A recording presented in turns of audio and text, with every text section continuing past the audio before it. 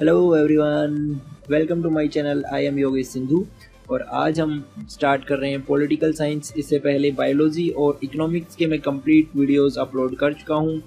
अगर अभी तक आपने उन वीडियोस को नहीं देखा है तो लिंक मैंने नीचे डिस्क्रिप्शन में दिया है, आप वहां से चेक कर सकते हैं। स्टार्ट करने से पहले मैं बता दूँ, आज मैं पॉलिटिकल साइंस के जितने भी प्रीवियस ईयर के इम्पोर्टेंट क्वेश्चन है वो यहाँ पे डिस्कस करूँगा। इसके बाद नेक्स्ट वीडियो होगा हमारा हिस्ट्री और उसके बाद मैं अपलोड करूँगा फिजिक्स के जितने भी प्रीवियस ईयर क्वेश्चन बनते हैं। तो अभी तक अगर आपने चैनल को सब्सक्राइब नहीं किया है तो पहले सब्सक्राइब करें और अपडेट्स लेने के लिए आप बेल आइकन पे क्लिक करें। साथ में आप मुझे फेसबुक पे भी फॉलो कर सकते हो। अगर कोई क्वेरीज या फिर वीडियोज से रिलेटेड कोई डाउट है तो डायरेक्ट आप मुझे व्हाट्सएप पे भी मैसेज कर सकते हो। मेरा नंबर यहाँ पे दिया गया है 9571100345 और इंस्टाग्राम का यूज़र नेम है योगेश_सिंधु_। लिंक मैंने डिस्क्रिप्शन में भी दिया है, आप इंस्टाग्राम पे भी मुझे फॉलो कर सकते हो। और सारी वीडियोस मेरी फ्री हैं, यहाँ पे आप चाहें तो कंट्रीब्यूट कर सकते हैं। instamojo.com/@योगेश सिंधु इस लिंक पे आपको क्लिक करना है। Minimum whatever you want to contribute you can contribute here. तो चलिए स्टार्ट करते हैं। Who among the following are not appointed by the President of India? Governor of states, Chief Justice of and Judges of High Court and Supreme Court. इन सबको कौन appoint करता है? President. लेकिन जो वाइस प्रेसिडेंट होता है उसका इलेक्शन होता है और उसका इनडायरेक्ट मेथड से चुना जाता है, जिसमें राज्यसभा और लोकसभा दोनों हाउसेज के मेंबर जो है पार्टिसिपेट करते हैं। तो हमारा आंसर है वाइस प्रेसिडेंट ऑफ इंडिया। एक और चीज़ इम्पोर्टेंट है यहाँ पे, जो वाइस प्रेसिडेंट होता है वो राज्यसभा का एक्स ऑफिसियो चेयरमैन भी होता है। एक्स ऑफिसियो का मतलब होता है जिसका चुनाव नहीं करना पड़ता, यानी कि जो भी वाइस प्रेसिडेंट होगा वो ऑटोमेटिकली राज्यसभा का चेयरमैन होगा, उसको हम बोलते हैं एक्स ऑफिसियो।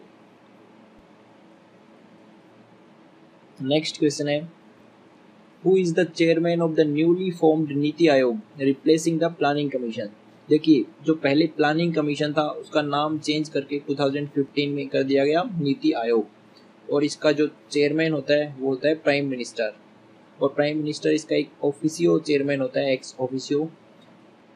और प्लानिंग कमीशन का गठन किया गया था सबसे पहले 1950 में, और प्लानिंग कमीशन का जो मेन फंक्शन होता है हमारे जो 5 ईयर्स प्लान है उनको फॉर्मुलेट करना। लेकिन जो ये प्लानिंग कमीशन 5 ईयर्स प्लान बनाएगा इसको अप्रूव कौन करता है? एनडीसी, नेशनल डेवलपमेंट काउंसिल, और इसको एस्टेब्लिश किया गया था 1952 में। और एक और चीज़ इम्पोर्टेंट है, लास्ट ईयर 2016 में ये क्वेश्चन 2-3 बार रिपीट हुआ था। हमसे पूछा गया था कि वाइस चेयरमैन कौन है नीति आयोग का। अब सबको पता होता है कि चेयरमैन तो प्राइम मिनिस्टर है, लेकिन वाइस चेयरमैन पूछा गया था। जो हाल में वाइस चेयरमैन है अरविंद पांगरिया।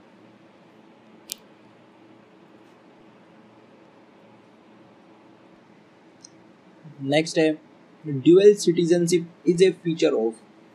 ड्यूअल सिटीजनशिप होता है फेडरल गवर्नमेंट का एक फीचर, जैसे कि यूएस में है। यूएस में फेडरल गवर्नमेंट है। फेडरल गवर्नमेंट का मतलब होता है कि जो गवर्नमेंट है उसकी 3 अलग अलग ब्रांचेस होती हैं, एग्जीक्यूटिव, लेजिस्लेटिव और जुडिशियल।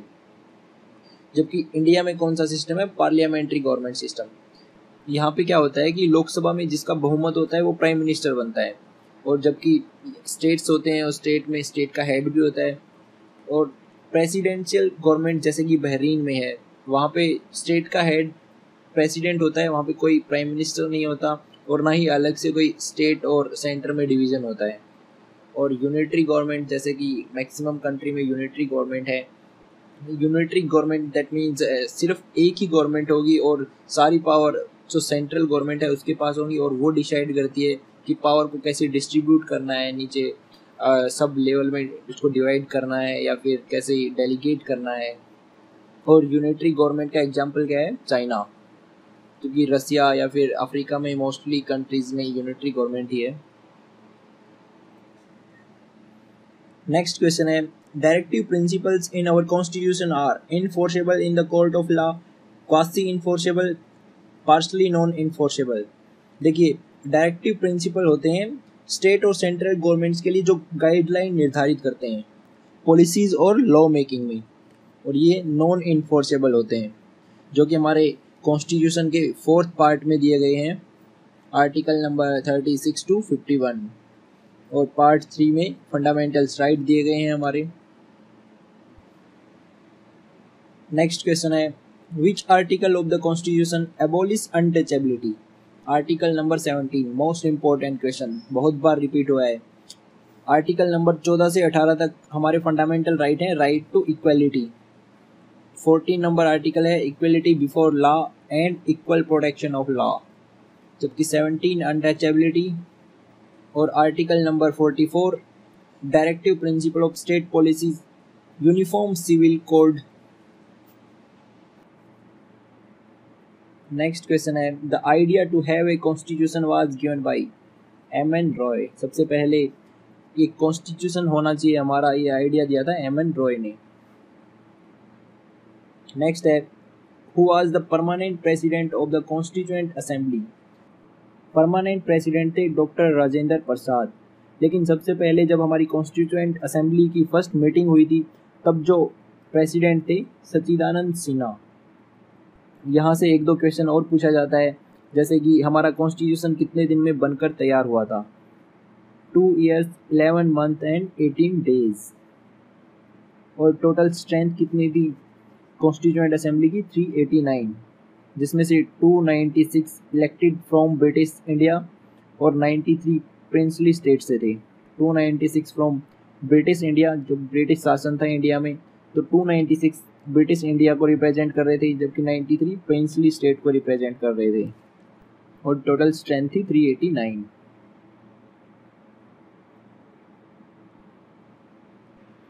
नेक्स्ट क्वेश्चन है, which one of the following is not mentioned in the preamble to the constitution? Preamble यानी कि प्रस्तावना, जो कि हमारे कॉन्स्टिट्यूशन का इंट्रोडक्टरी पार्ट है, और ये आइडिया हमने लिया था यूएसए से। तो प्रेम्बल हमने कहाँ से लिया था? यूएसए। इसमें कौन सा वर्ड इनमें से नहीं है, कौन सी स्टेटमेंट इनमें से नहीं है? डिग्निटी ऑफ द इंडिविजुअल, ये भी है। फ्रेटर्निटी, ये भी है। Unity and integrity of the nation, ये तीनों हमारे प्रेम्बल में हैं, लेकिन डिग्निटी ऑफ द कॉन्स्टिट्यूशन ये हमारे प्रेम्बल में मेंशन नहीं किया गया है।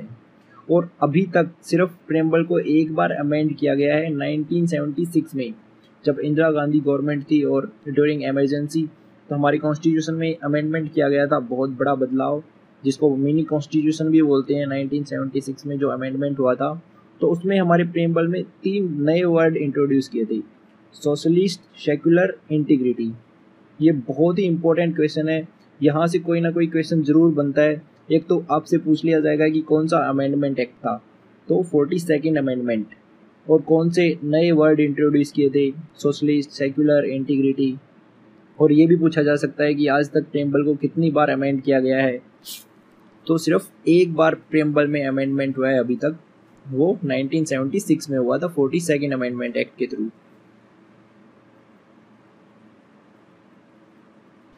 नेक्स्ट है, after independence the first state organised on the basis of language is?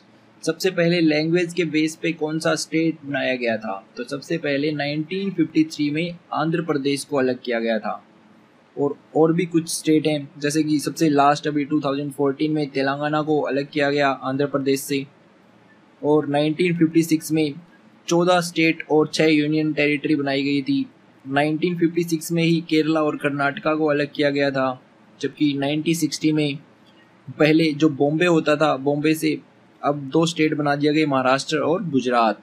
और इसके बाद 1966 में पंजाब और हरियाणा, पहले पंजाब था। 1970 में हिमाचल प्रदेश, और 1971 में मणिपुर, मेघालय, त्रिपुरा, ये 3 स्टेट बनाए गए। 1974 में सिक्किम, और 1986 में मिजोरम, अरुणाचल प्रदेश, 1987 में गोवा, 2000 में 3 स्टेट बनाए गए थे, छत्तीसगढ़, उत्तराखंड, झारखंड, और सबसे लास्ट अभी 2014 में तेलंगाना। तो ये आपको सारे याद रखने हैं कि जैसे क्वेश्चन पूछ लिया गया था अभी 2016 में कि गोवा स्टेट कब बनाया गया, तो 1987 में, और मणिपुर कब बनाया गया 1971 में, और एक और क्वेश्चन लास्ट ईयर पूछा गया था, शायद सिक्किम या फिर मिजोरम में से कोई था। चलिए नेक्स्ट क्वेश्चन देखते हैं। Lame duck session of the parliament means. Lame duck session किसे बोलते हैं? जो पार्लियामेंट का लास्ट सेशन होता है बिफोर डिसोल्यूशन, उसको हम लेम डक सेशन बोलते हैं। नेक्स्ट है, the president has the power to nominate 2 members to Lok Sabha belonging to Anglo Indian community. Anglo Indian community से 2 मेंबर को नॉमिनेट कर सकता है प्रेसिडेंट लोकसभा में, जबकि राज्यसभा में 12 मेंबर को नॉमिनेट करने का अधिकार होता है प्रेसिडेंट के पास।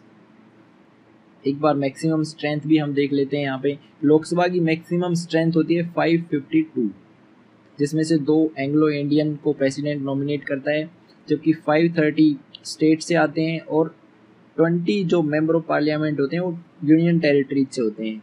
लेकिन प्रेजेंट में जो स्ट्रेंथ है लोकसभा की वो है 545, लेकिन अगर आपसे मैक्सिमम पूछा जाए तो 552, और राज्यसभा की मैक्सिमम स्ट्रेंथ हो सकती है 250, जिसमें से 12 मेंबर को प्रेसिडेंट नॉमिनेट करता है। नेक्स्ट क्वेश्चन है, who was the constitutional adviser to the constituent assembly. तो कॉन्स्टिट्यूशनल एडवाइजर कौन थे? BN राव। नेक्स्ट है, who participates in the election of vice president, member of Rajya Sabha and Lok Sabha. जबकि प्रेसिडेंट के इलेक्शन में स्टेट लेजिस्लेटिव असेंबली के member भी पार्टिसिपेट करते हैं, लेकिन ऐसा वाइस प्रेसिडेंट के केस में नहीं होता। सिर्फ member of Rajya Sabha and Lok Sabha ही पार्टिसिपेट कर सकते हैं। Who participate in the election of president. President के इलेक्शन में कौन कौन पार्टिसिपेट करता है? सबसे पहले elected member of both the houses, Rajya Sabha and Lok Sabha. सिर्फ elected member, nominated member president के इलेक्शन में पार्टिसिपेट नहीं करते, ये बात आपको ध्यान रखनी है। और दूसरा, elected member of legislative assembly of states and Delhi and Pondicherry. तो यूटी में सिर्फ दिल्ली और पौंडीचेरी लेजिस्लेटिव असेंबली के मेंबर ही पार्टिसिपेट कर सकते हैं। और जो प्रेसिडेंट का इलेक्शन होता है उसको हम बोलते हैं proportional representation bye means of single transferable vote, यानी कि एक सीक्रेट बैलेट पेपर आपको दिया जाता है और उसमें 1, 2, 3 ऐसे चॉइस फिल करनी होती है। पहले आपकी फर्स्ट चॉइस को काउंट किया जाता है, अगर उसमें आपको बहुमत नहीं मिलता है फिर आपकी सेकंड चॉइस को काउंट किया जाता है। लेकिन सिर्फ एक ही वोट दे सकते हैं, उसमें आपको प्रेफरेंस शो करनी होती है। और प्रेसिडेंट का जो इलेक्शन होता है उससे रिलेटेड अगर कोई भी डिस्प्यूट है तो उसको कौन देखता है? Supreme court. नेक्स्ट है, which of the following directive principles of state policy were added by 42nd amendment act, free legal aid to poor. कौन से आर्टिकल में ऐड किया गया इसको? 39A। इसके तहत अगर कोई भी पुअर पीपल्स हैं या फिर अंडर प्रिविलेज्ड सेक्शन है तो उनको फ्री में लीगल सहायता प्रोवाइड की जाएगी गवर्नमेंट की तरफ से। नेक्स्ट क्वेश्चन है, who among the following acts as the presiding officer of house without being its member. तो ये सबको पता है, vice president of India ex officio chairman होता है राज्यसभा में। राज्यसभा को हम अपर हाउस भी बोलते हैं, जिसकी मैक्सिमम स्ट्रेंथ 250 होती है और 12 मेंबर को प्रेसिडेंट के द्वारा नॉमिनेट किया जाता है। देखिए ये चीज़ें मैं बार बार इसलिए रिपीट कर रहा हूँ कि आपका जो इस वीडियो को देख रहे हैं इसकी मैक्सिमम लेंथ होगी 1 घंटा 20 मिनट के आसपास, तो लास्ट तक आप जाओगे तो आप प्रीवियस क्वेश्चन को भूल जाओगे। इसलिए मैं उनको साथ साथ रिपीट भी कर रहा हूँ ताकि आपको जो पीछे मैंने पढ़ाया है वो याद रह जाए। आप इसको 1 से 2 बार देखोगे तभी आपका ये परमानेंट स्टोर हो जाएगा परमानेंट मेमोरी में, तो आपको बार बार ये रिपीट करना नहीं पड़ेगा। क्योंकि खुद मैंने ये देखा है कि जब भी मैं खुद किसी वीडियो को देख रहा होता हूँ यूट्यूब पे जिसकी लेंथ होती है 1 घंटा 1.5 घंटा, तो लास्ट तक जाते जाते स्टार्टिंग का हमारा सारा साफ हो जाता है। अगर वो चीज़ें बार बार रिपीट होंगी तो हमारा वो रिवाइज होता रहेगा साथ में। अभी लास्ट जो मैंने इकोनॉमिक्स की वीडियो अपलोड की थी उसमें मैंने बहुत सारे क्वेश्चन ऐसे रिपीट किए थे, तो आप में से किसी 2-3 बच्चों ने कमेंट्स करके बोला भी था कि सर आपने इतनी सारी क्वेश्चन को बार बार रिपीट किया है। तो भाई मैंने वो जानबूझ के रिपीट किए थे। क्या है उसमें आपका ज़्यादा से ज़्यादा 5 मिनट 10 मिनट वेस्ट हो जाएंगे, लेकिन आपका रिवीजन हो जाएगा इसके साथ साथ। चलिए नेक्स्ट क्वेश्चन देखते हैं। Under which article of the constitution of the India can the president of India be impeached. तो प्रेसिडेंट को हटाने का एक ही तरीका होता है, इम्पीचमेंट प्रोसेस, और ये 61st आर्टिकल में दिया गया है। और प्रेसिडेंट का इम्पीचमेंट तभी किया जा सकता है जब पाया जाता है कि उसने कॉन्स्टिट्यूशन का वायलेशन किया है, और इससे पहले प्रेसिडेंट को 14 दिन का प्रायर नोटिस देना पड़ता है। लेकिन आज तक इंडिया में कभी भी किसी प्रेसिडेंट का इम्पीचमेंट नहीं हुआ है। और एक और चीज़ इम्पोर्टेंट है यहाँ पे, इम्पीचमेंट चार्ज तभी इनिशिएट किया जा सकता है जब उस हाउस में मिनिमम 1/4 मेंबर उसको साइन करेंगे, और 1/4 मेंबर की साइन करने के बाद 14 दिन का नोटिस दिया जाता है प्रेसिडेंट को, और उसके बाद अगर 2/3 मेजोरिटी से उस हाउस में वो पास हो जाता है रिजोल्यूशन, तो फिर वो सेकंड हाउस में भेजा जाता है। फिर जो सेकंड हाउस है वो उसको इन्वेस्टिगेट करेगा क्या ये सही है या फिर गलत है। अगर दूसरे हाउस में भी 2/3 मेजोरिटी से उसको पास कर दिया जाता है तो फिर प्रेसिडेंट को अपने पद से हटना पड़ता है। तो देखिए यहाँ से 3-4 क्वेश्चन बनते हैं। एक तो आर्टिकल पूछ लिया जाएगा आपसे, कौन सा आर्टिकल, 61, और कितने दिन प्रायर नोटिस देना होता है, 14 दिन पहले। दूसरा, इम्पीचमेंट चार्ज को इनिशिएट करने के लिए मिनिमम कितने मेंबर की ज़रूरत होती है, 1/4, और कितनी मेजोरिटी होती है, 2/3 मेजोरिटी। तो 4-5 क्वेश्चन बनते हैं, इनको ध्यान रखना आप। नेक्स्ट क्वेश्चन है, under which 5-year plans was the introduction of Panchayati Raj suggested. Second 5-year plan, पहले बलवंत राय मेहता कमेटी बनाई गई थी और उन्होंने सजेस्ट किया था कि एक पंचायती राज सिस्टम होना चाहिए 1957 में। तो सबसे पहले पंचायती राज सिस्टम को एडॉप्ट करने वाला स्टेट कौन सा था, राजस्थान, और उसके बाद आंध्र प्रदेश। 1959 में सबसे पहले राजस्थान ने इसको एडॉप्ट किया था। तो ये बलवंत राय मेहता कमेटी, ये भी याद रखनी है आपको, किससे रिलेटेड है, पंचायती राज system. Writs can be issued for the enforcement of fundamental right by district court, president, supreme court only, both the supreme court and high courts। तो रिट जुरिडिक्शन सुप्रीम कोर्ट और हाई कोर्ट दोनों के पास होता है, लेकिन ज़्यादा power किसके पास है, हाई कोर्ट के पास। सुप्रीम कोर्ट के पास होता है अंडर आर्टिकल 32, और जबकि हाई कोर्ट का रिट जुरिडिक्शन होता है अंडर आर्टिकल 226।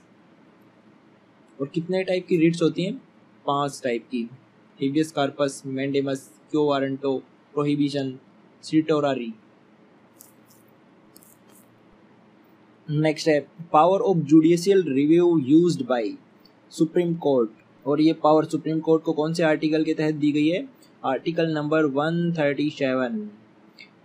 जुडिशियल रिव्यू का मतलब होता है जैसे सेंट्रल गवर्नमेंट या फिर स्टेट गवर्नमेंट कोई कानून बनाती है, तो हमारी सुप्रीम कोर्ट उसको चेक करती है क्या ये कॉन्स्टिट्यूशन के दायरे में रहकर है या फिर कॉन्स्टिट्यूशन को वायलेट कर रहा है। अगर उसको मिलता है कि ये कॉन्स्टिट्यूशन को वायलेट कर रहा है तो उसको इनवैलिड करार दे सकती है।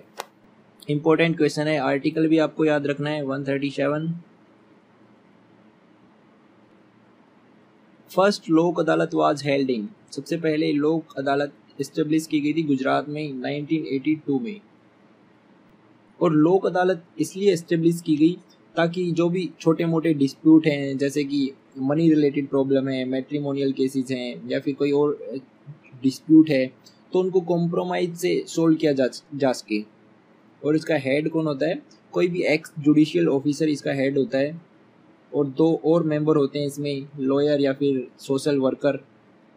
तो यहाँ पे हमारा आंसर है गुजरात। और कब एस्टेब्लिश की गई थी, 1982।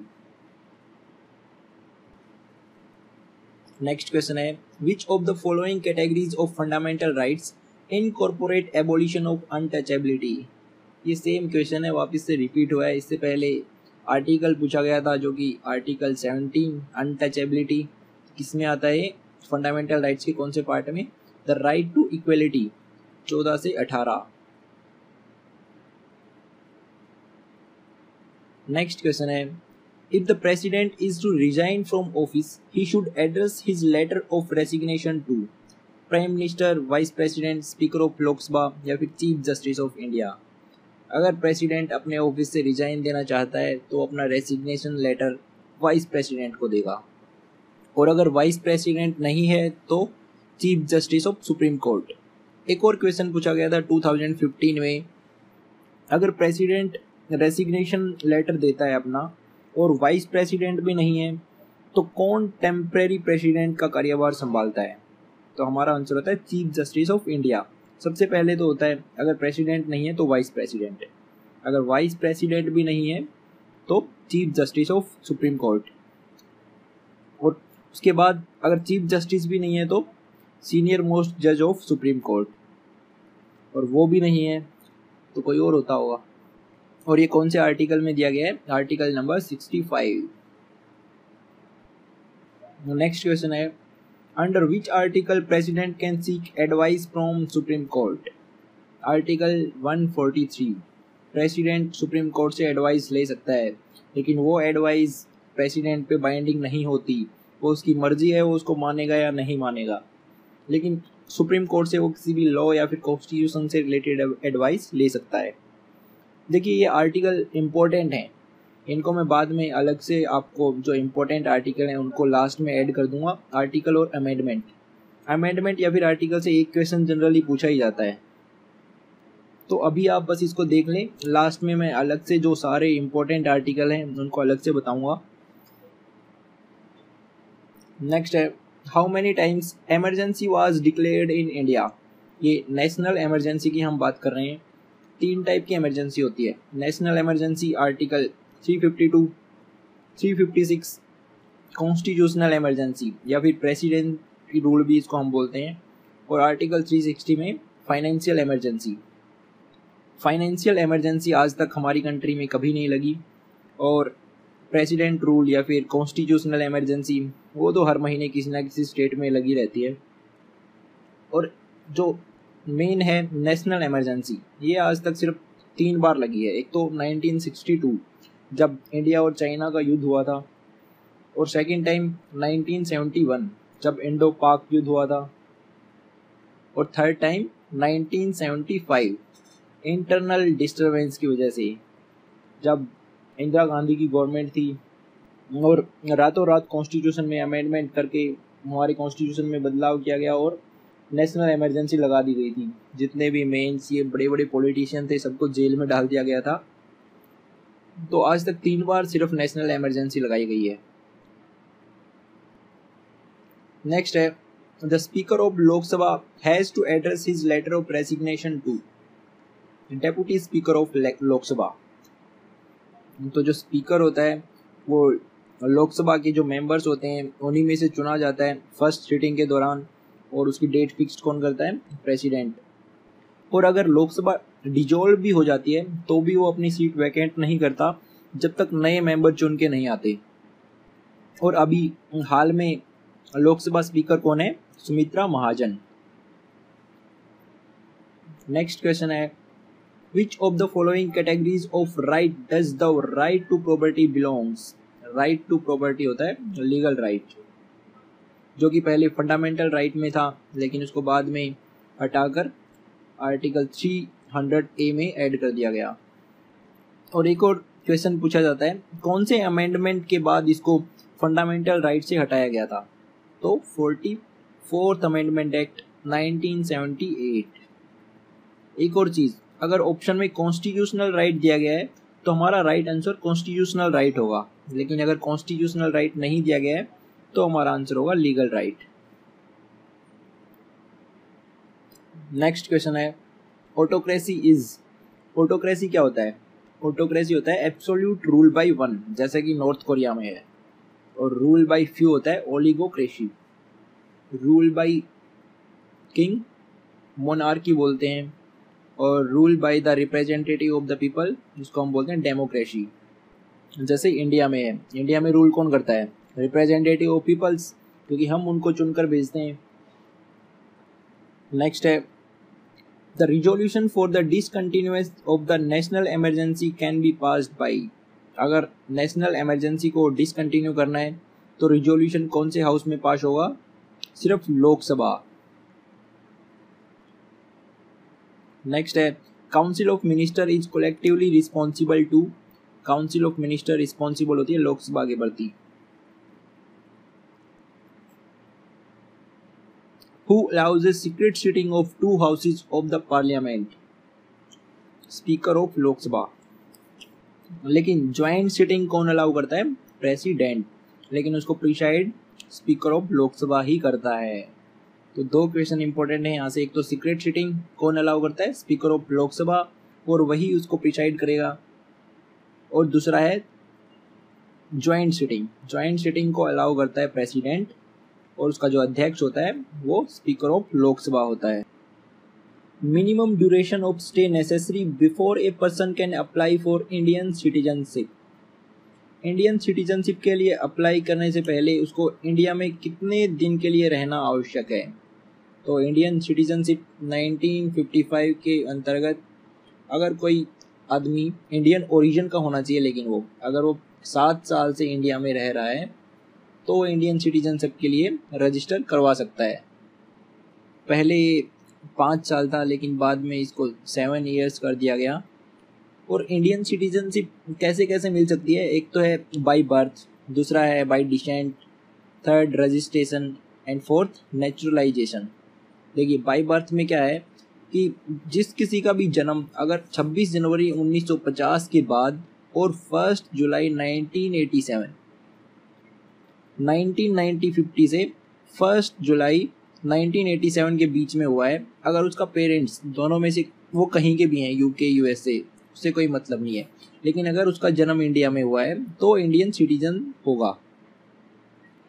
लेकिन अगर 1987 से 2004 के बीच में किसका जन्म हुआ है तो इंडियन सिटीजनशिप लेने के लिए ज़रूरी है कि दोनों में से कोई भी एक इंडियन ओरिजिन का होना चाहिए, या तो फादर या फिर मदर।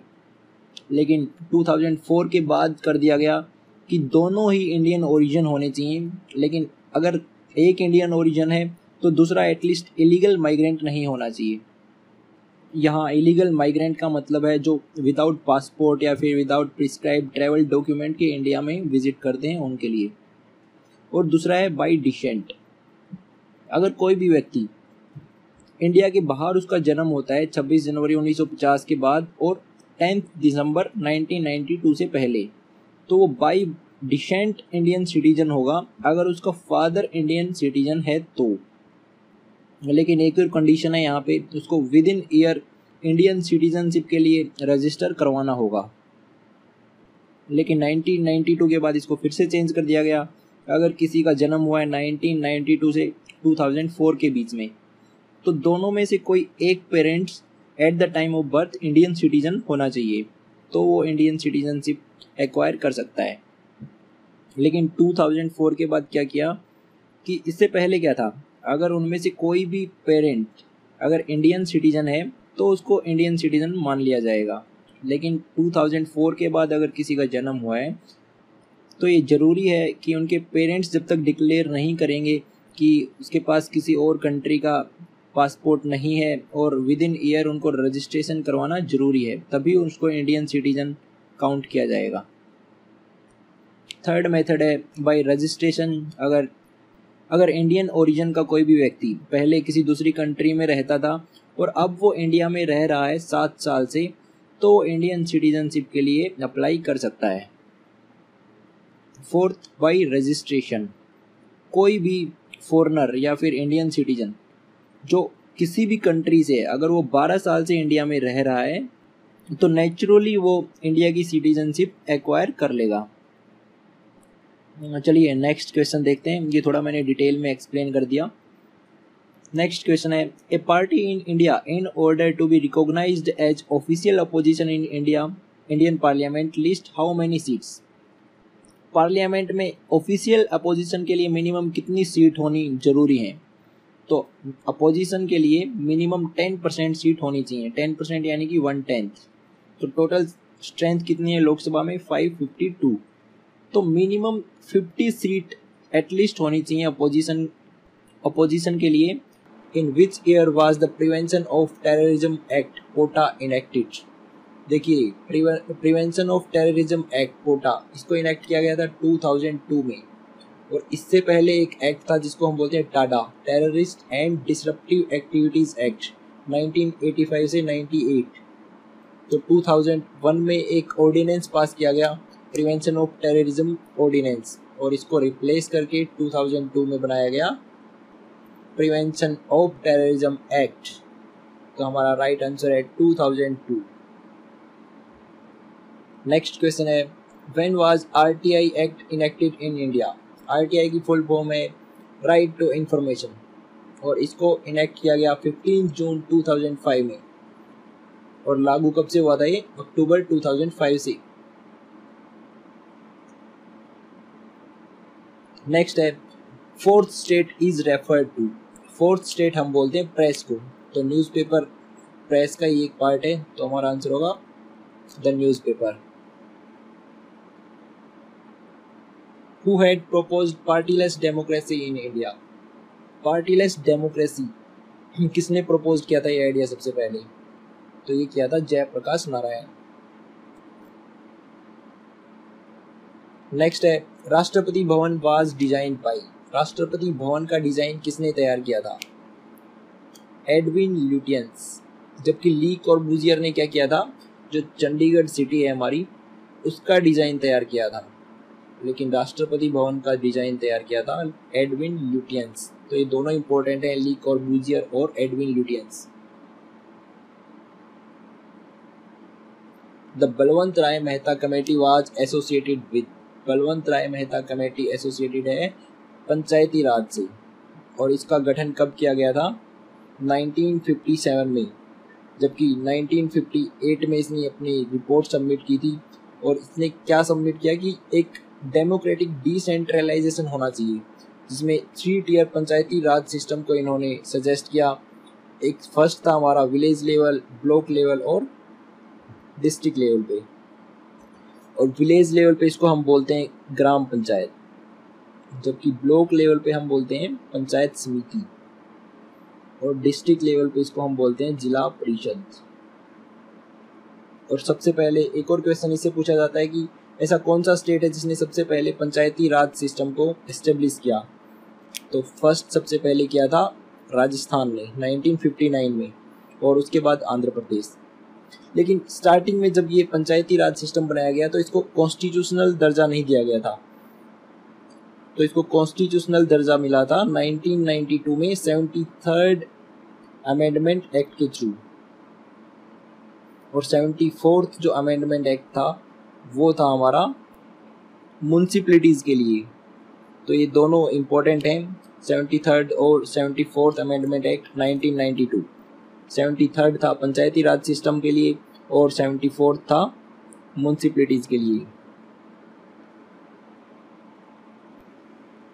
नेक्स्ट है the Indian judiciary is headed by president, prime minister, supreme court या फिर पार्लियामेंट। तो सुप्रीम कोर्ट होती है हमारी हाईएस्ट जुडिशियल फॉर्म, और फाइनल कोर्ट ऑफ अपील भी इसको हम बोलते हैं। ये हमारे कॉन्स्टिट्यूशन का गार्डियन भी है। और ये कौन से आर्टिकल में दिया गया है कि एक सुप्रीम कोर्ट होनी चाहिए? 124।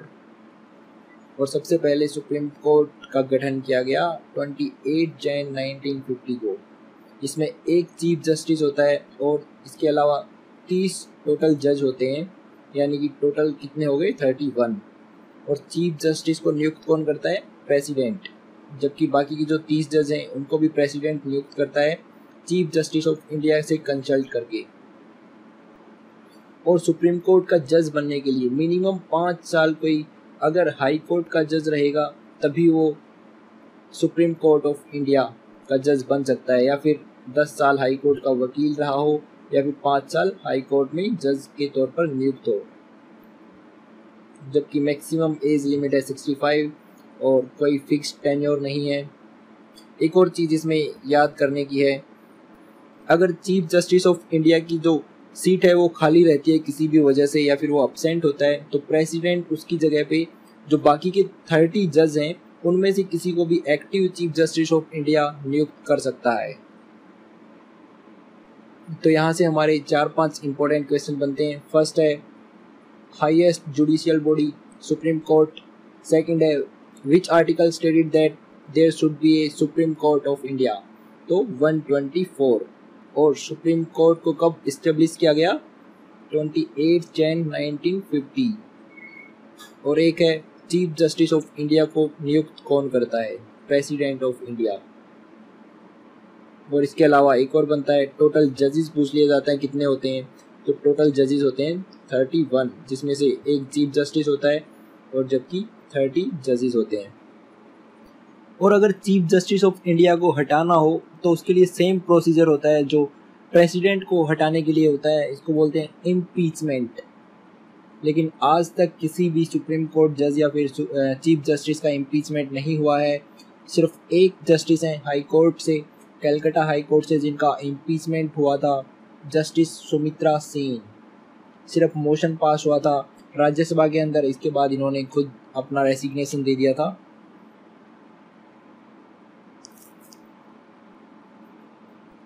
नेक्स्ट क्वेश्चन है, who is the chairman of planning commission.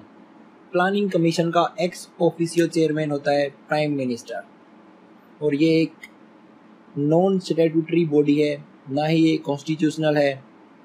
और इसके अलावा एक और होता है स्टेट प्लानिंग बोर्ड, जो एक स्टेट के लिए एडवाइजरी बोर्ड होता है स्टेट गवर्नमेंट के लिए, और इसका हेड होता है chief minister.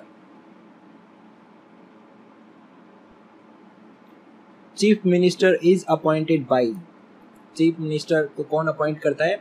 Governor of state. State में जो भी पार्टी मेजोरिटी के साथ विन करती है या फिर जिसकी सीटें ज़्यादा होती हैं, उसके हेड को गवर्नर सीएम अपॉइंट करता है। और चीफ मिनिस्टर और काउंसिल ऑफ मिनिस्टर जो होती है स्टेट में, वो किसके लिए रिस्पॉन्सिबल होती है? State assembly. जबकि प्राइम मिनिस्टर और काउंसिल ऑफ मिनिस्टर वो रिस्पॉन्सिबल होती है लोकसभा के लिए। नेक्स्ट क्वेश्चन है, what is the maximum gap permissible between two session of parliament. Parliament के अंदर जो लोकसभा है उसमें 3 सेशन होते हैं। एक होता है budget session Feb to May, और दूसरा होता है monsoon session July to September, third होता है winter session November to December. तो 2 सेशन के बीच में मैक्सिमम गैप 6 महीने से ज़्यादा नहीं होना चाहिए।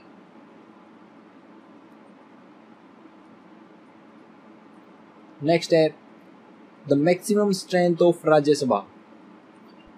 राज्यसभा की मैक्सिमम स्ट्रेंथ होती है 250, जिसमें से 238 मेंबर्स होते हैं स्टेट रिप्रेजेंटेटिव और 2 होते हैं यूनियन टेरिटरी से। जबकि जो 12 मेंबर हैं उनको प्रेसिडेंट के द्वारा नॉमिनेट किया जाता है, और ये वो लोग होते हैं जिनका साइंस, आर्ट्स, स्पोर्ट्स में अहम योगदान रहा हो। तो टोटल स्ट्रेंथ है 250।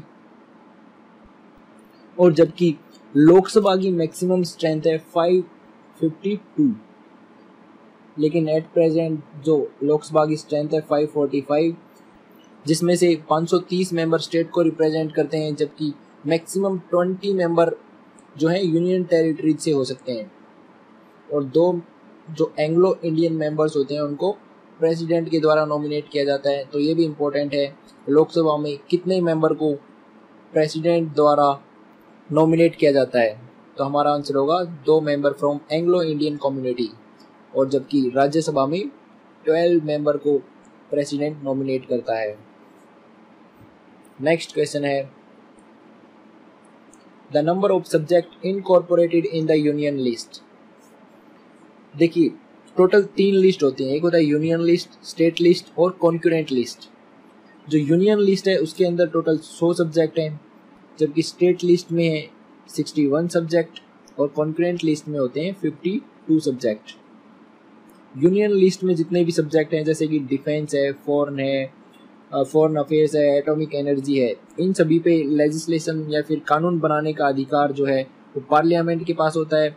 जबकि स्टेट लिस्ट में जितने सब्जेक्ट हैं उन पे कानून बनाने का अधिकार होता है स्टेट के पास। और स्टेट लिस्ट में कौन से सब्जेक्ट होते हैं? हेल्थ हुआ, पब्लिक ऑर्डर हुआ, एग्रीकल्चर हुआ, और भी बहुत सारे हैं। और कॉन्करेंट लिस्ट पे लेजिस्लेशन बनाने का अधिकार दोनों के पास होता है, जैसे कि क्रिमिनल लॉ है, फॉरेस्ट है, एजुकेशन है, ये सभी कॉन्करेंट लिस्ट में आते हैं। और इन तीनों के अलावा एक और लिस्ट होती है रेसिडुअल पावर, जिसको हम बोलते हैं, इन तीनों में जो सब्जेक्ट काउंट नहीं किए गए हैं वो सभी रेसिडुअल पावर के अंतर्गत आते हैं, और इन सभी पे कानून बनाने का अधिकार होता है यूनियन गवर्नमेंट के पास। नेक्स्ट क्वेश्चन है, who calls the joint session of 2 houses of the parliament. Joint session को कौन बुलाता है? प्रेसिडेंट। और इसको कौन प्रिसाइड करता है? जो लोकसभा का स्पीकर होता है, और अगर वो अब्सेंट रहता है तो उसकी जगह पे डेप्यूटी स्पीकर ऑफ लोकसभा, और अगर वो भी अब्सेंट रहता है तो फिर deputy chairman of Rajya Sabha preside करेगा। नेक्स्ट क्वेश्चन है, what is quorum required for convening the Lok Sabha. Lok Sabha की प्रोसीडिंग को कंटिन्यू रखने के लिए जो मिनिमम मेंबर की रिक्वायरमेंट होती है, मिनिमम मेंबर चाहिए, उसको हम बोलते हैं क्योरम, और ये कितना होता है 1/10 of the total strength. What is maximum strength prescribed for state legislative assemblies? Maximum strength हो सकती है 500, जबकि मिनिमम प्रिस्क्राइब की गई है 60, लेकिन कुछ ऐसे स्टेट हैं जिनमें 60 से कम भी है, जैसे गोवा, सिक्किम, मिजोरम और पुदुचेरी। तो maximum 500, minimum 60। The prime minister of India is elected, appointed, nominated या फिर selected. Prime minister of India जो होता है उसको अपॉइंट किया जाता है, और कौन अपॉइंट करता है? President. Prime minister head of council of minister होता है।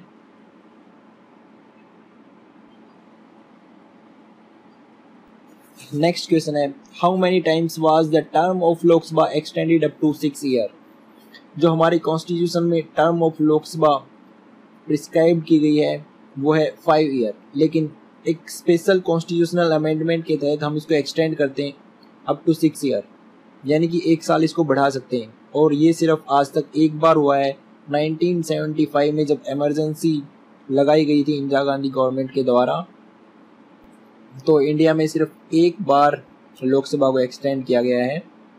उसके बाद 1978 में वापस से कॉन्स्टिट्यूशनल अमेंडमेंट करके इसको 5 ईयर रिस्टोर किया गया था।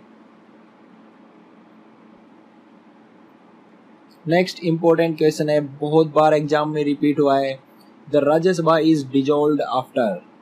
राज्यसभा जो कि अपर सदन होता है, अपर हाउस इसको हम बोलते हैं, ये कभी डिजॉल्व नहीं होता, नेवर डिजॉल्व। जो इसके 1/3 मेंबर हैं वो 2 साल के बाद रिटायर हो जाते हैं, और ये कितने टाइम के लिए चुने जाते हैं? 6 साल के लिए, जबकि 1/3 2 साल के बाद रिटायर हो जाते हैं। नेक्स्ट क्वेश्चन है, the president of India enjoys emergency power of 4 type, 2 types, 5 types या फिर 3 टाइप्स। 3 टाइप्स की इमरजेंसी पावर होती है प्रेसिडेंट के पास। एक होती है नेशनल इमरजेंसी, कौन से आर्टिकल में स्टेट किया गया है? 352। देखिए ये इंपॉर्टेंट है, आर्टिकल नंबर भी आपको इसका ये याद होना चाहिए। सेकंड है कॉन्स्टिट्यूशनल इमरजेंसी, इसको प्रेसिडेंट रूल भी हम बोलते हैं, आर्टिकल नंबर 356। और थर्ड है फाइनेंशियल इमरजेंसी 360। इंडिया में अभी तक कभी फाइनेंशियल इमरजेंसी नहीं लगी है, और कॉन्स्टिट्यूशनल इमरजेंसी या फिर प्रेसिडेंट रूल इसको हम बोलते हैं, ये तो हर जगह लगता रहता है, अभी लास्ट जैसे नागालैंड में हुआ था। और नेशनल इमरजेंसी 1962 जब चाइना के साथ युद्ध हुआ था, और 1971 पाकिस्तान के साथ जब लड़ाई हुई थी, और एक बार 1975 में इंटरनल डिस्टरबेंस की वजह से नेशनल इमरजेंसी लगाई गई थी।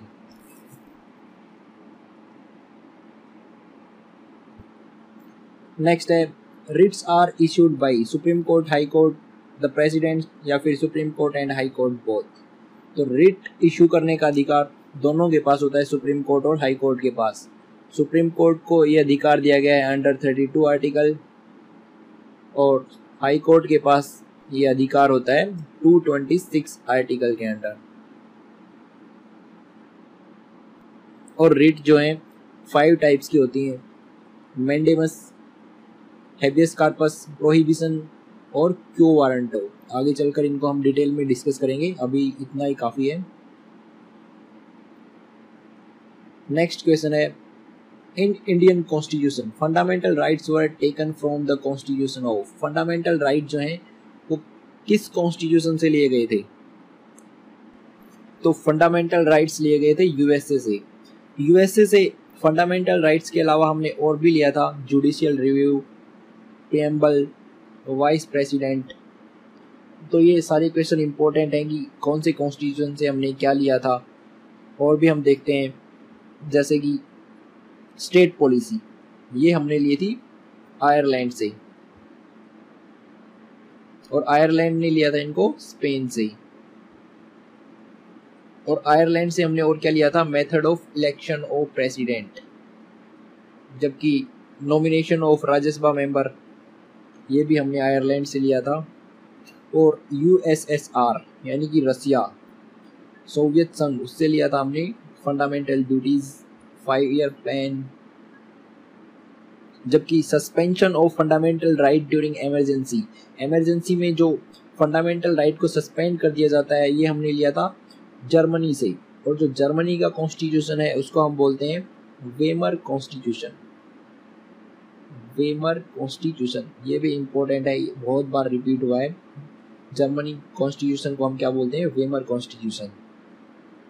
और कॉन्स्टिट्यूशनल अमेंडमेंट हमने लिया साउथ अफ्रीका से, जबकि यूके से लिया था parliamentary system, single citizenship, bicameralism और लॉ मेकिंग प्रोसीजर, ये सभी हमने यूके से लिए थे।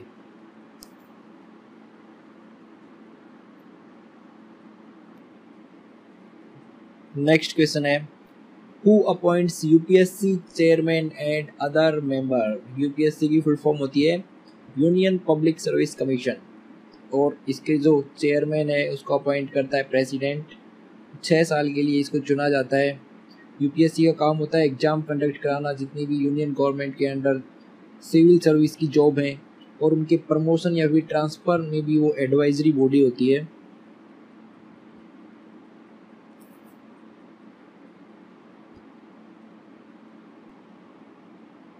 नेक्स्ट है, when was the 42nd constitutional amendment act enacted. 42nd amendment act काफ़ी इम्पोर्टेंट है, इसको मिनी कॉन्स्टिट्यूशन भी हम बोलते हैं। और ये कब किया गया था, 1976 में। इसमें एक तो जो हमारा प्रियम्बल है, प्रस्तावना जिसको हम बोलते हैं, उसमें 3 वर्ड्स ऐड किए गए थे, सोशलिस्ट, सेक्युलर और इंटीग्रिटी। ये बहुत ही इम्पोर्टेंट क्वेश्चन है, बार बार पूछा जाता है। ये तीनों वर्ड आपको याद होने चाहिए। ऑप्शन में आपको चार वर्ड दिए गए होंगे, उनमें से पूछा जाएगा कि कौन सा वर्ड जो है 42nd अमेंडमेंट एक्ट में ऐड नहीं किया गया था। तो 3 वर्ड ऐड किए गए थे, सोशलिस्ट, सेक्युलर और इंटीग्रिटी। और एक और चीज़ याद रखने की कि फंडामेंटल ड्यूटीज़ को भी 42nd अमेंडमेंट एक्ट के बाद ही ऐड किया गया था। और जो 49th अमेंडमेंट एक्ट था 78 में, उसमें क्या किया था, राइट टू प्रॉपर्टी को हटा दिया गया था फंडामेंटल राइट से। और जो लोकसभा की नॉर्मल ड्यूरेशन होती है 5 ईयर, क्योंकि जो इमरजेंसी लगाई गई उसके बाद लोकसभा को एक्सटेंड किया गया था 6 साल के लिए, उसको वापस से रिस्टोर किया गया। और इसके अलावा 73rd और 74th अमेंडमेंट एक्ट, 73rd था पंचायती राज को कॉन्स्टिट्यूशनल दर्जा देने के लिए, और 74th था म्यूनसिपलिटीज़ के लिए। ये दोनों 92 में हुए थे। तो ये भी इम्पोर्टेंट है, आपको याद रखने हैं। और 2-3 इम्पोर्टेंट अमेंडमेंट हैं, वो मैं बाद में डिस्कस करूँगा।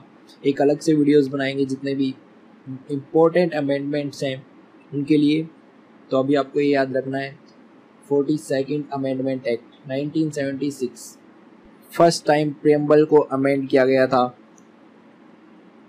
नेक्स्ट है, the people of which state in India have dual citizenship.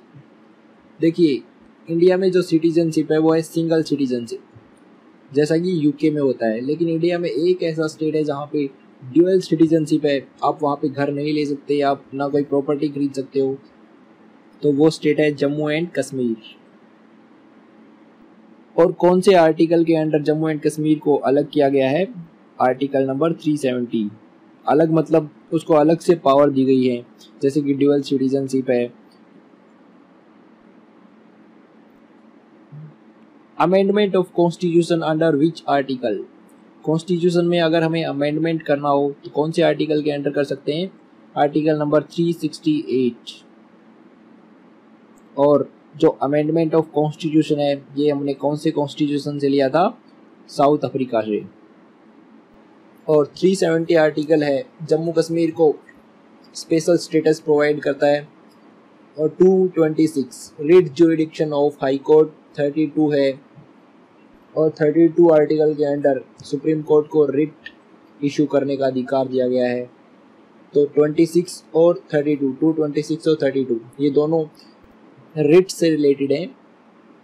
ये चारों ही इम्पोर्टेंट आर्टिकल हैं, इनको आप याद कर लेना। अगर हम आर्टिकल की बात करें तो जब स्टार्टिंग में हमारा कॉन्स्टिट्यूशन बन के तैयार हुआ था तब टोटल 395 आर्टिकल थे और 22 पार्ट में इसको डिवाइड किया गया था, इसमें 8 शेड्यूल थे। ये वर्ल्ड का लॉन्गेस्ट कॉन्स्टिट्यूशन है, लेकिन अब जो है 448 आर्टिकल हैं और 25 पार्ट्स एंड 12 शेड्यूल्स, और टोटल 101 अमेंडमेंट अभी तक कॉन्स्टिट्यूशन में हो चुके हैं। जो लेटेस्ट 101 है वो है जीएसटी बिल के लिए।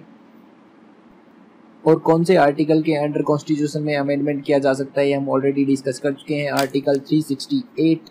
तो अब हम कुछ इम्पोर्टेंट आर्टिकल हैं उनको डिस्कस करेंगे। देखिए टोटल 448 आर्टिकल हैं तो सभी को याद करना नामुमकिन है। जो मोस्ट इम्पोर्टेंट है सिर्फ हम उन्हीं पे फोकस करेंगे और जो एग्जाम में पूछे गए हैं अभी तक। तो चलिए देखते हैं। फर्स्ट पार्ट है हमारा union and it's territories, article 1 to 4। Article 1 है name and territory of the union. Article 2 admission and establishment of new states. Article number 3 formation of new states and alteration of area boundaries and name of existing states. अगर किसी existing state का हमें नाम change करना है, उसकी boundary को छोटा या फिर बड़ा करना है, जैसे कि पहले जो हमारा उत्तर प्रदेश था उससे काटकर उत्तराखंड बनाया गया, तो ये किस आर्टिकल के अंडर आएगा? आर्टिकल 3। पहले जो हमारे 1 से लेकर 50 तक आर्टिकल हैं वो सभी इम्पोर्टेंट हैं। उसके बाद जो मोस्ट इम्पोर्टेंट है वो सिर्फ मैं आपको बताऊंगा, लेकिन 1 to 50 आपको मोस्टली पता होना चाहिए। और इनको आप याद कैसे रख सकते हो? जैसे article 1 to 4 union and it's territories. Part 2 है सिटीजनशिप 5 to 11। सिर्फ आपको इतना याद रखना है कि 5 to 11 सिटीजनशिप के अंडर आते हैं। नेक्स्ट है 12 to 35 fundamental rights, most important. 12 और 13 ये आपको याद करने की जरूरत नहीं है। Definition of state and law and consistent with or derogation of the fundamental rights. सबसे पहले जो इनिशियली हमारा कॉन्स्टिट्यूशन था उसमें 7 फंडामेंटल राइट्स थे, लेकिन अब जो है सिर्फ 6 फंडामेंटल राइट्स हैं, क्योंकि जो आर्टिकल 31 के अंडर था राइट टू प्रॉपर्टी, उसमें उसको 44th अमेंडमेंट एक्ट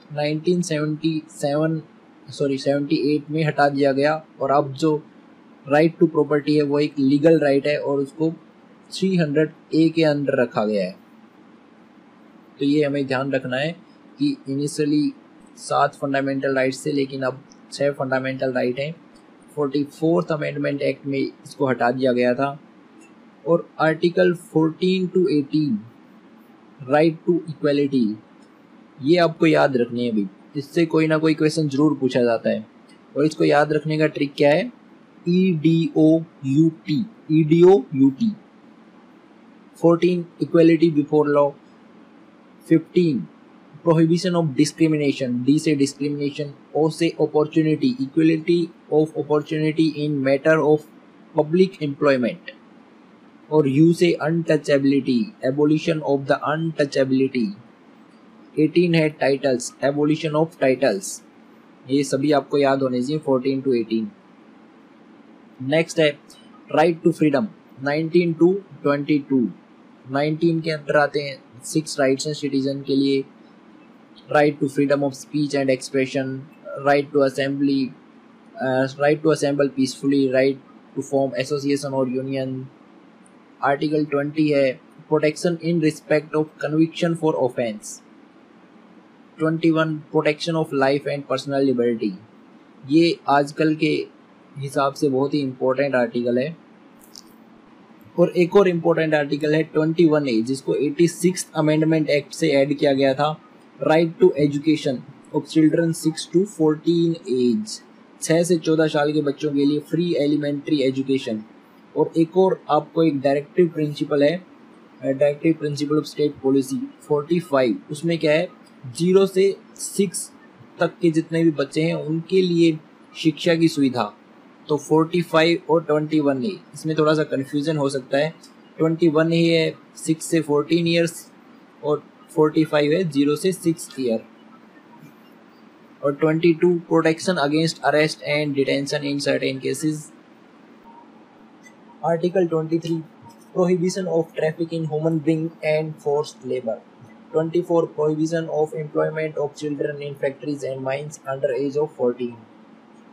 और 25 से 28 है right to freedom of religion. 29 से 30 cultural and educational right. 29 protection of interest of minorities.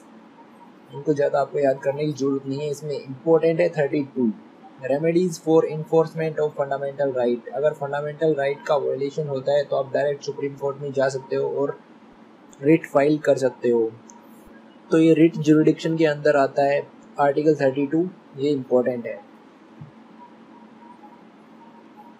Part 4 में होता है 36 से 51 directive principle of state policy.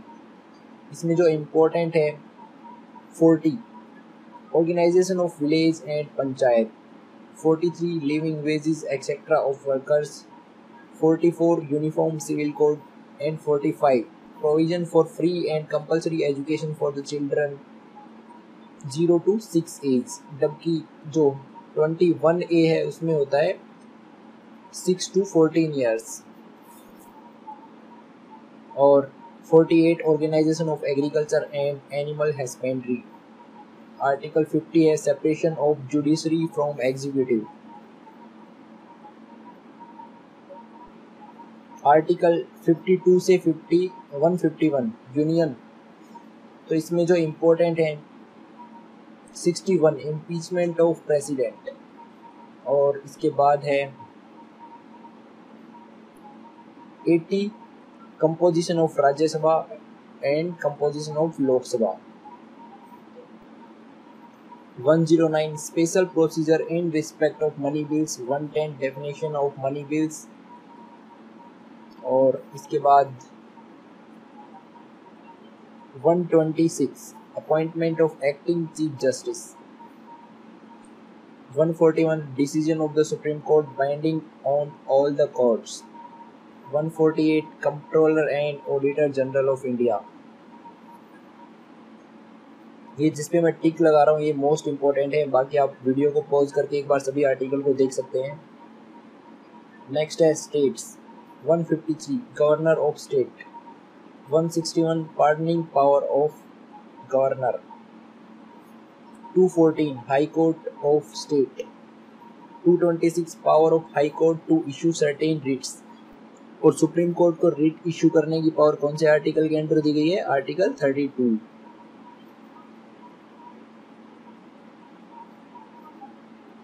239 से 242 यूनियन टेरिटरीज। 243 से 243O पंचायत।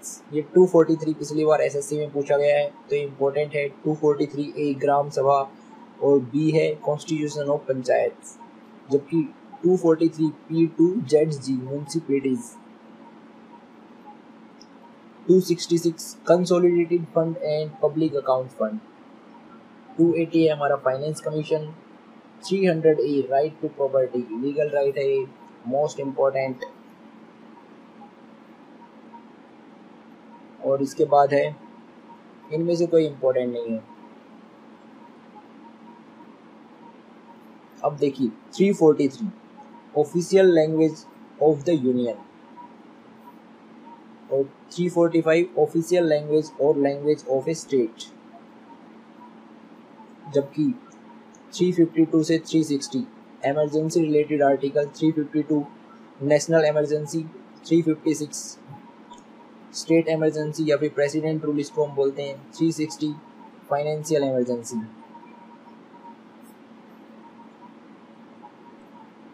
और article 361 protection of president and governors. 368 ये भी इम्पोर्टेंट है, अमेंडमेंट ऑफ कॉन्स्टिट्यूशन। जबकि 370 special provision of Jammu and Kashmir और 371 special status for Hyderabad Karnataka region. तो ये थे हमारे इम्पोर्टेंट आर्टिकल जो कि एग्जाम में बार बार पूछे जाते हैं। 1 से लेकर 50 तक आपको सभी आर्टिकल याद होने चाहिए। उसके बाद जो मैंने इम्पोर्टेंट बताए हैं वो आर्टिकल सिर्फ एग्जाम में पूछे गए हैं अभी तक, और आगे भी उनके रिपीट होने के चांसेस ज़्यादा हैं। तो उन सभी आर्टिकल पे आप ज़्यादा फोकस करें। इसके अलावा भी आप याद कर सकते हैं, और बाकी जितने भी आर्टिकल हैं उनको याद करने की कोई ज़रूरत नहीं है।